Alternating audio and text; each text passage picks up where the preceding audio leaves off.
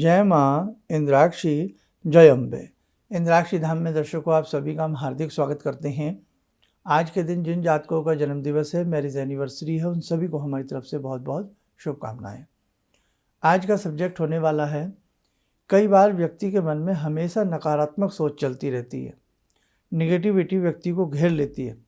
तो अत्यधिक कई बार परिवार का कोई सदस्य बहुत ज़्यादा नकारात्मक सोच उसकी हो जाती है।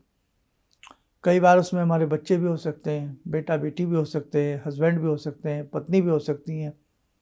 किसी की भी बहुत ज़्यादा नकारात्मक सोच हो सकती है, स्वयं की भी बहुत ज़्यादा नकारात्मक सोच हो सकती है कि हम सकारात्मक हों ही ना, हर चीज़ को पहले हम नकारात्मक लें और नकारात्मक चीज़ को लेकर के हम मन में कोई डर बना लें। कई बार नकारात्मक सोच इतनी बढ़ जाती है कि व्यक्ति डिप्रेशन तक में चला जाता है। तो क्या वो स्थिति है, क्यों ऐसा होता है, सारी जानकारी इस अंक में देने वाले हैं। आइए पहले आज का हम पंचांग देखें। 25 नवंबर सन 2024, दिन सोमवार, संवत 2081, माघ शीर्ष का महीना, कृष्ण पक्ष, तिथि दशमी और कल उत्पत्ति एकादशी है। नक्षत्र उत्तरा फाल्गुनी, राहु काल 7:30 से 9, दिशा सूल पूर्व दिशा। कई बार हमारे परिवार का कोई सदस्य बहुत ज़्यादा नेगेटिव हो जाता है, या यूँ कहें कई बार बात बात पर उसके मन में बहुत ज़्यादा घबराहट आ जाती है, उसके विचार, उसके थॉट्स बहुत ज़्यादा नेगेटिव चले जाते हैं और हमें ये लगता है ये बच्चा, ये बच्ची या ये परिवार का सदस्य या हम स्वयं, हम कहीं डिप्रेशन में तो नहीं जा रहे हैं, कहीं हम डिप्रेशन का शिकार तो नहीं हो रहे हैं, कहीं हम इतने नकारात्मक ना हो जाएं कि हम सबसे बोलना बंद कर दें और एक कमरे में कैद होकर के हम रह जाएं। ऐसी स्थिति भी कई बार व्यक्ति की बन जाती है। उसका कारण क्या है? अगर व्यक्ति की चांद्रिक रेखाएं अशुभ होंगी, व्यक्ति के चंद्र अशुभ होंगे, तो निश्चित तौर से नकारात्मक स्थिति व्यक्ति की ऐसी ही हो जाएगी। हमारी कुंडली के दो ग्रह चंद्र और बुध और तीसरा मंगल, इन तीनों ग्रहों का इस प्रकार की स्थिति में बहुत बड़ा रोल होता है। चंद्रमा हथेली में कहाँ होता है आप एक बार देखें। ये चंद्रमा है, देखिए जहाँ एरो का निशान है, और चंद्रमा से जुड़ी हुई एक चंद्र रेखा होती है जिसे हम मस्तिष्क रेखा कहते हैं। इस पे भी देखें ध्यान से, एरो का चिन्ह जा रहा है। ये मस्तिष्क रेखा, अभी समझ लें पहले कहाँ होती है। ये मस्तिष्क रेखा है। अब तीसरा पॉइंट समझें, लिटिल फिंगर के नीचे जहाँ ये एरो का चिन्ह है, ये गोला सा दिख रहा है आपको, ये बुध क्षेत्र होता है। मरकरी माउंट इसको कहते हैं, मरकरी माउंट। तीन चीज़ें हमने आपको बताई। चंद्रमा आपको बताया, चंद्र रेखा जिसे हम मस्तिष्क रेखा भी कहते हैं, और चंद्र पर्वत के ऊपर भी चंद्र रेखाएं होती हैं, वो अलग होती हैं। मस्तिष्क रेखा ही इसको मोटी भाषा में आप समझें, मेधा रेखा या मस्तिष्क रेखा। बुध क्षेत्र हमने आपको बताया, मरकरी माउंट। अगर ये तीनों ही उत्तम अवस्था में ना हो, उधर चंद्र कमजोर, उधर चंद्रमा के ऊपर जो मेधा रेखा मस्तिष्क रेखा जाती है वो श्रृंखलाबद्ध हो, चैन युक्त हो, उसमें से रूट्स बहुत सारी निकलती हों, या वो रेखा बहुत स्थानों पर खंडित हो, छोटी हो, टूटी हो, हुक की तरह नीचे को मुड़ी हुई हो, तो भी स्थिति यही रहेगी कि मानसिक बल क्षीण हो जाएगा। स्त्री हो, पुरुष हो, बच्चा हो, बड़ा हो, उसका मानसिक बल कमज़ोर पड़ जाएगा, विल पावर कमज़ोर पड़ जाएगी। चंद्र बल क्षीण होने से मानसिक स्थिति उस व्यक्ति की क्षीण होगी। और जब जब पूर्णिमा आएगी, जब जब अमावस्या आएगी, तब तब उस व्यक्ति को परेशानियां और ज़्यादा बढ़ेंगी, क्योंकि चंद्रमा का संबंध पूर्णिमा से भी है, चंद्रमा का संबंध अमावस्या से भी है। और ये साइंटिफिक भी सिद्ध हो चुका है कि जब जब समुद्र में ज्वार भाटाएं आती हैं, वो पूर्णिमा के आसपास ज़्यादा आती हैं, जब फुल मून वाली स्थिति आती है, क्योंकि हमारे शरीर में पानी की मात्रा ज़्यादा है। चंद्रमा जल के स्वामी हैं, जानते ही आप सब लोग, और चंद्रमा जल के स्वामी के साथ साथ चंद्रमा मन के भी स्वामी हैं। चंद्रमा मन सो अजायत, तो चंद्रमा मन के स्वामी भी हो गए, मन को कमज़ोर करेंगे। चंद्रमा आपके जल के सूचक हैं, आपकी मानसिक स्थिति को घड़ी के पेंडुलम की तरह हिला देंगे, और उधर आपके यदि बुध भी सही नहीं है, जहाँ हमने सर्कल दिखाया था कि भाई बुध स्थिति भी सही नहीं है, तो आपकी जो वैचारिक शक्ति है, जो वैचारिक आपका कहते हैं ना, वैचारिक जो आप कहना चाहते हैं किसी को, जैसे मैं आपसे कुछ कहना चाह रहा हूँ, तो जो हम कुछ कहना चाह रहे हैं वो कहने, समझने और कहने की जो शक्ति है वो भी कमज़ोर पड़ जाएगी। तो दूसरे व्यक्ति को एकदम ये लगेगा कि ये व्यक्ति डिप्रेशन में है, ये डिप्रेशन का शिकार है, और कई बार डिप्रेशन के शिकार को ही हम भूत प्रेत से ग्रसित मान लेते हैं। हम ओझाओं के चक्कर में, झाड़ फूंक में उसको बेचारे को हम बेकार कर देते हैं। होते हैं, भूत प्रेत भी होते हैं, सब चीज़ें भी अपनी जगह कायम होती हैं, लेकिन ये तय करना ज़रूरी है कि वास्तव में इसके ऊपर कोई ऐसी चीज़ है, नेगेटिव एनर्जी का वास है, या ये व्यक्ति रियल में ही इसके ग्रह ऐसे हो रखे हैं, जैसे मैंने चंद्र और बुध की बात बताई।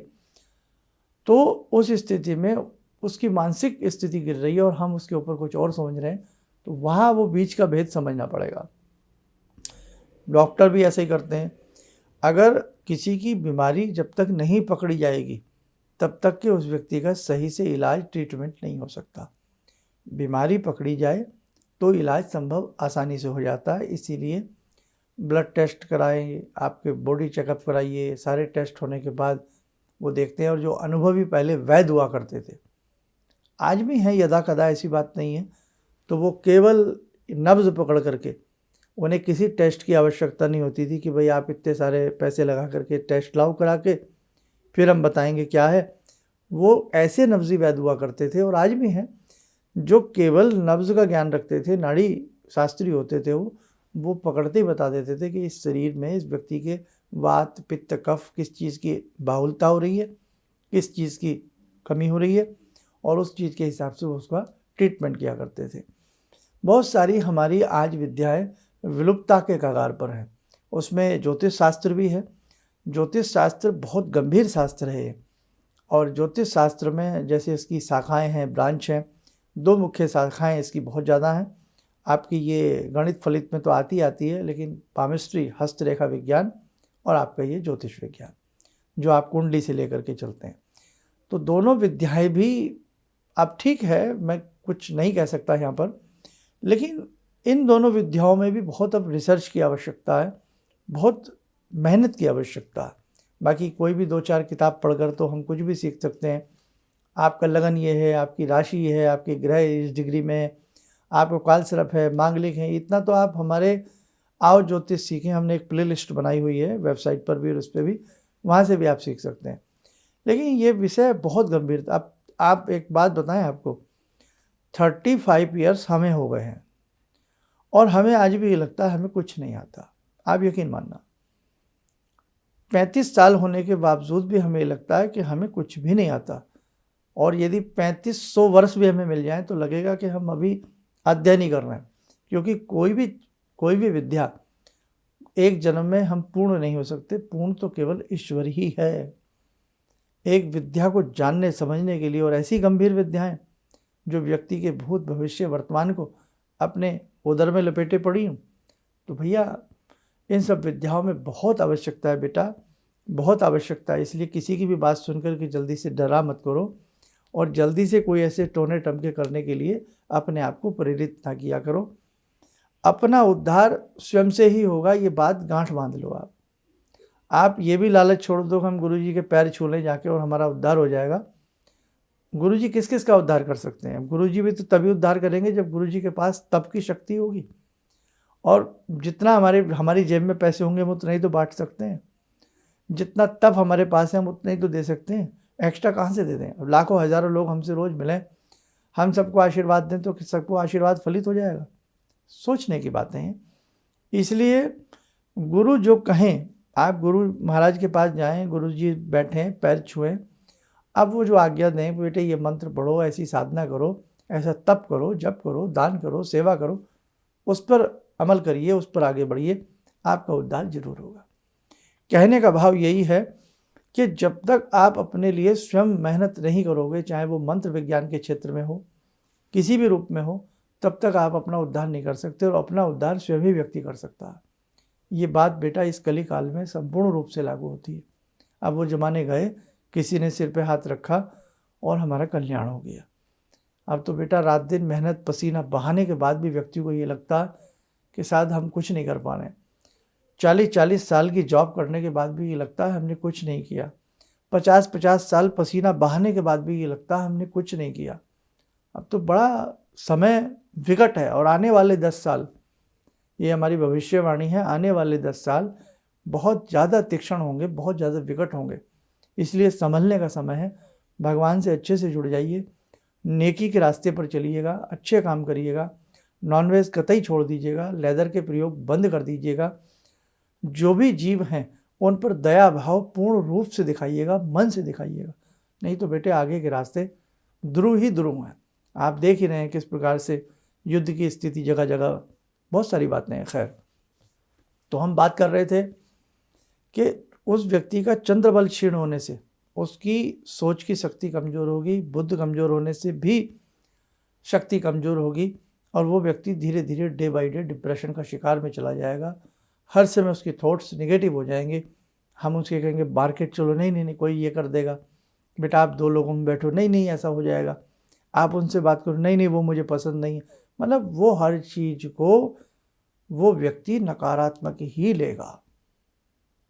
तो ऐसे योग इंसान की हथेली में होते हैं। तो मैं यही कहूँगा कि आप सबसे पहले उस व्यक्ति का मेडिकल चेकअप कराएं, अच्छे से उसका ट्रीटमेंट, मेडिकली ट्रीटमेंट भी कराएं और उसके साथ साथ किसी अच्छे मर्मज्ञ को उस व्यक्ति की हाथ की रेखाएं भी ज़रूर दिखाएं यदि कोई व्यक्ति इस हद तक नकारात्मक सोच में चला गया है। ठीक है, और कुछ मैं उपाय आपको बता भी देता हूँ। एक उपाय आप नोट करें कि पूर्णिमा के दिन सूर्य उदय होने से पहले उस व्यक्ति को किसी तरह उठावें। पूर्णिमा के दिन पता लग जाता है कैलेंडर में, इंटरनेट पे पूर्णिमा कब है, फुल मून। सुबह सुबह उसे उठा करके, जगा करके किसी भी तरह से उसे स्नान आदि कराइएगा और 1 लोटा जल, उस जल में थोड़ी कुशा डाल लें, थोड़ा गंगा जल डाल लें, कच्चा दूध डाल दें, थोड़ा उसमें मीठा डाल दें। डाल करके यदि उस व्यक्ति से शंकर जी को शिव पिंडी पर चढ़वा दिया जाए अति उत्तम, नहीं तो उसका हाथ लगवा लें और आप उसके निमित्त शिव पिंडी पर चढ़ा करके मृत्युंजय मंत्र की 1 माला करें। आए पूर्णिमा, सूर्य उदय होने से पहले उस व्यक्ति को बहुत सुंदर लाभ मिलेगा। आप संध्या के समय की बात सुनो, शाम के समय चंद्रमा अपने पूरे ओज तेज में हो, यानी कि पूरी छटा रोशनी उनकी बिखर रही हो, चंद्रमा की शीतल रश्मियाँ पृथ्वी को अपनी आभा से ढांप रही हों, सुंदर से चंद्रमा में दिख रहे हों, चंद्रमा को निहारते समय उस व्यक्ति से 40 बार चंद्र का मंत्र बढ़वाएं। मंत्र आप नोट कर लें, लिख लें, ओम श्राम श्रीम श्रोम सह चंद्राय नमः। दोबारा सुन लें, ओम श्राम श्रीम श्रोम सह चंद्राय नमः। वो ना बोल सके तो आप एक कटोरी में थोड़ा सा जल रख लें चंद्रमा के सामने और इसी मंत्र को 40 बार पढ़ें, क्योंकि कर्क राशि के स्वामी चंद्रमा होते हैं और 12 राशियों में चंद्रमा की राशि जो है वो 4थे नंबर पर आती है। ठीक है, चंद्रमा को 12 राशियों में एक ही राशि प्राप्त है, कर्क राशि, उसके वो स्वामी होते हैं। तो 40 बार आप इस चंद्र मंत्र को आप उस व्यक्ति के बच्चे के लिए, किसी के भी लिए पढ़ लें और फिर वो जल जो है वो उसको पीने के लिए चंद्रमा की रोशनी में ही दे दें। ऐसे बच्चों को गणेश रुद्राक्ष या ऐसे व्यक्ति को गणेश रुद्राक्ष पहनाए जाए, बहुत अच्छा है। व्यक्ति बड़ा है, वयस्क है, तो ऐसी स्थिति में हम 14 मुखी या गणेश रुद्राक्ष उसको पहनावें और उनके लिए चंद्र शांति भी हम करवाएं। और एक स्थिति में और ध्यान से सुने, सोते समय उसके सिराने कोई ना कोई चांदी का चौरस टुकड़ा, चांदी का सिक्का उसके सिराने, उसको पता ना हो भी तो वो रख दिया जाए। सफ़ेद रंग के सोने के शयन कक्ष के बिस्तर होने चाहिए, उसको निश्चित तौर से लाभ मिलेगा। और एक उपाय आपको और बता दें, ये बहुत कारगर साबित हुआ है, अनेकों बार हमने इसको देखा है। सफ़ेद रंग की गाय को सफ़ेद रंग की लोइयाँ, उनमें हल्की हल्की चीनी लगा करके सोमवार के दिन, ऐसा आप 4 सोमवार करें, 11 लोई बना लें या 40 लोई बना लें, आटे की छोटी छोटी बना लें, थोड़ा थोड़ा चीनी उस पर रख दें और वो कहीं भी गौ माता को खिलवाएं। बहुत ही अच्छा इससे भी लाभ मिलता है। और जब खिलवाएं तो हर लोई में मन ही मन नमः शिवाय नमः शिवाय नमः शिवाय का जाप करें। इतना करके देखें, नकारात्मक सोच से उस व्यक्ति का पीछा छूटेगा।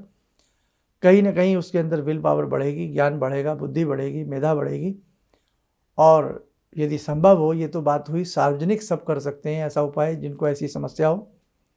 अधिक जानकारी के हिसाब से उस व्यक्ति की हाथ की रेखाएं किसी मर्मज्ञ के व्यक्ति को जरूर दिखाई जाएं, ताकि और गंभीरता से पता लग सके कि समस्या क्या है, बात क्या है, समस्या की जड़ में क्या समस्या छिपी है और उसका निराकरण आसानी से हो सके। चलिए, समय हो चला आज की ध्यान साधना से जुड़ने का। आज की ध्यान साधना में जुड़ते हैं भगवान शिव शंकर से। ॐ आत्मा त्वं गिरिजामति सहचरा प्राणा शरीरं गृहं पूजा ते विषयोपभोगरचना निद्रा समाधिस्थिते संचारपदयो प्रदक्षिणविधेः श्रोत्राणि सर्वागिरो यद्यात् कर्म करोमि तद्दखिलं शम्भोस्तवाराधनम् चन्द्रोद्भासितशेखरे स्मर हरे गंगाधरे शंकरे सर्पे भूषितकण्ठकर्णविवरे नेत्रोत्तवे स्वानरे दन्ते त्वकृतसुन्दरां वरदरे त्रैलोक्यसारे हरे मोक्षार्तिं कुरु चित्तवृत्त्यमचलं मन्येस्तु किं कर्म वे वन्दे देव उमापतिं सुरगुरुं वन्दे जगत्कारणं वन्दे पन्नगभूषणं मृगधरं वन्दे पशूनां पतिं वन्दे सूर्यशशाङ्कवह्निनयनां वन्दे मुकुन्दप्रियं वन्दे भक्तजनश्रयं च वरदां वन्दे शिवं शङ्करम् ॐ कर्पूरगौरं करुणावतारं संसारसारं भुजगेन्द्रहारं सदा वसन्तं हृदयारविन्दे भवं भवानी सहितं नमामि भवं भवानी सहितं नमामि। कवच बना लें, ध्यान करें, शिव शंभू का शुभ आशीष हम सबके ऊपर बरस रहा है।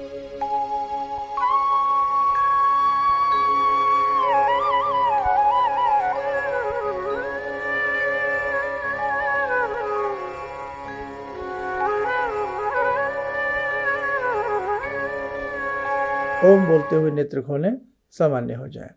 देखो साधकों, अनेकों प्रकार के रोग और उनका निदान व्यक्ति की हथेली में है। अनेकों प्रकार की समस्याएं और उनका सॉल्यूशन, उनका हल व्यक्ति की हथेली में है। हाथ की रेखाएं भगवान बनाते हैं, इसीलिए यदि उनको पढ़ने की थोड़ी सी भी हमें अकल आ जाए तो हम बहुत सारी समस्याओं से बाहर निकल सकते हैं। चलिए, आप सब लोग स्वस्थ रहें, सुखी रहें। इन्हीं शुभकामनाओं के साथ हम अपनी वाणी को विराम देते हैं। जय जय अम्बे। जिंदगी के इस प्रवाह में तमाम लोग डिप्रेशन के इस हालात से गुजर रहे हैं। सफलता असफलता अपनी जगह की बात है, लेकिन पता नहीं कितने सारे लोगों को इन्होंने डिप्रेशन से उबारा है, नया मोटिवेशन दिया है काम का। इनका जो एक अनुभव था कि एक मेरी बातें इनसे लगातार कभी कभार हो जाया करती हैं। एक दिन मेरी बात हो रही थी, अचानक इन्होंने प्रश्न किया कि क्या आपके यहाँ कौवे आ रहे हैं। मैं बहुत तेज चौंका। करीब 4-5 दिनों से कौओं का झुंड मेरे घर पे मंडरा था। तो मैं यही सोचने परेशान था, ये शुभ है अशुभ है, क्या चीज़ है। तो मैंने प्रश्न किया कि क्या मैंने आपको बताया कि मेरे घर में कौवे आ रहे हैं। कहने नहीं, मुझको दिखाई पड़ रहा है। तो कुछ तो अलौकिक है इनमें। दूसरा क्या, जो इनका उद्देश्य है, जब महाकुंभ में आए थे, मेरी इनसे वार्ता हुई तो मैंने इनका उद्देश्य जानना चाहा कि किस उद्देश्य के लिए आप काम कर रहे हैं। तो जो उद्देश्य उन्होंने मुझको बताया, मैं मन से इनके उद्देश्य के साथ जुड़ गया। इनके साथ तो जुड़ा था ही, अब इनके उद्देश्य के साथ भी हूँ मैं। किसी भी समस्या के समाधान के लिए मिले प्रसिद्ध हस्तरेखा एवं वास्तु विशेषज्ञ प्रोफेसर धर्मेंद्र शर्मा जी से। नोट: शिविर में भाग लेने हेतु एवं व्यक्तिगत रूप से मिलने के लिए कॉल करने का समय सुबह 10 बजे से शाम 6 बजे तक। हमारे विभिन्न ज्ञानवर्धक कार्यक्रम देखने के लिए आप हमें अभी सब्सक्राइब करें, बेल आइकन को प्रेस करें ताकि आप देख सकें हमारा कार्यक्रम सबसे पहले। और अधिक जानकारी के लिए फेसबुक पेज को लाइक करना न भूलें।